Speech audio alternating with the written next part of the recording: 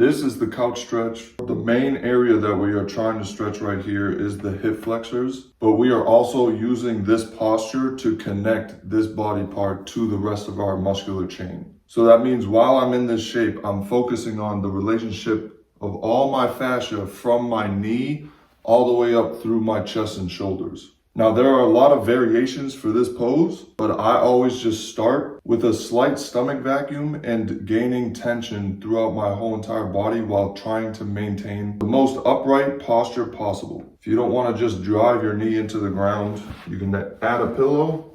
Now, I think just like with everything else, I want this knee driving over my toe in general, but it's okay to explore those other angles because at the end of the day, our body is going to need to have those angles available. Anytime I'm trying to remain upright and I'm using this stomach vacuum, I'm also trying to breathe as much air into my diaphragm as possible. And I'm thinking about expanding my diaphragm vertically and horizontally.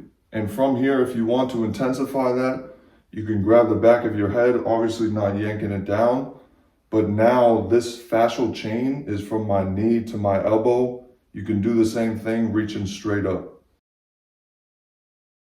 What I do next is usually just lean forward onto this leg, which makes this more of a passive stretch. In general, I'm against passive stretching, but I think this area of our body needs extra attention because of the way we sit and lay down. Some things to think about while you're in this pose is how you are absorbing force through your foot, making sure that you're using the 3 points of contact, and also how you're absorbing force in your hips. Is the stretch you're getting on this side balanced with the tension that you're creating in this side of the hip? And then the last thing I'm trying to think about is whether or not I'm able to flex this back glute. You don't have to do it the whole time, but if you are not able to flex it, that means that the tightness on this front side is inhibiting the activation on this backside. And we do not want that happening while we're on the court or while we're running, because that just means that our body's going to absorb force in other areas like our feet, knees, and hips.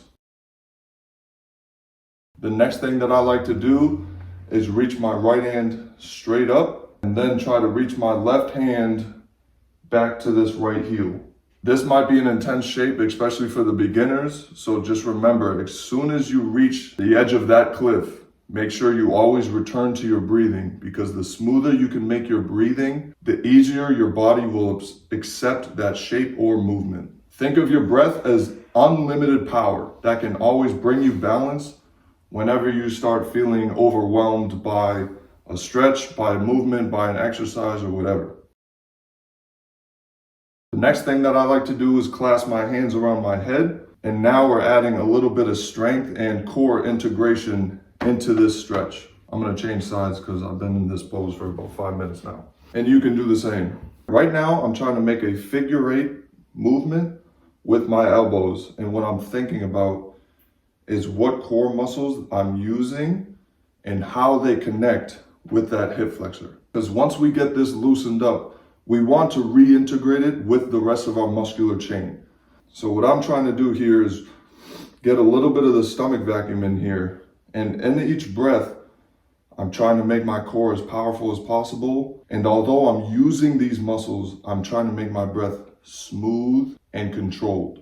We will have the tendency to anterior tilt our pelvis while we're doing this because this is a difficult movement. But I want you to push yourself to those limits while keeping this back glute activated a little bit and keeping your hips in the right position. Right now, we are retraining our core and our body how to move through space, so we do not want to adapt to the wrong positions. And just like any other exercise, we are trying to lengthen the range of motion while adding strength and control. This next one I call the yogi couch stretch. So if my right foot is back, I'm going to grab my right foot with my left hand facing this way. I'll put my right hand right next to my left foot. And when we start, our body is probably going to look like this. My goal for this pose is to straighten out that line between my right knee and my right shoulder. Once I can get into that shape, now I'm opening up my chest to the ceiling. And just like a lot of the other intense poses, my thought process if I'm feeling extreme tension in one place, i.e. the hip flexor? How can I use my body and my breath to distribute that tension evenly throughout my body so that it's more manageable for me to chill? And during that stretch, you're gonna really feel these fascial lines from this shoulder and a little bit on the side body through this hip down to your knee.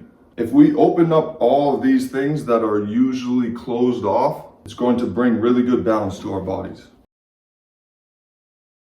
And then while we're here, I like to shoot my leg out as far as I can, straddle this left leg with both of my arms, and get into this split action as much as I can.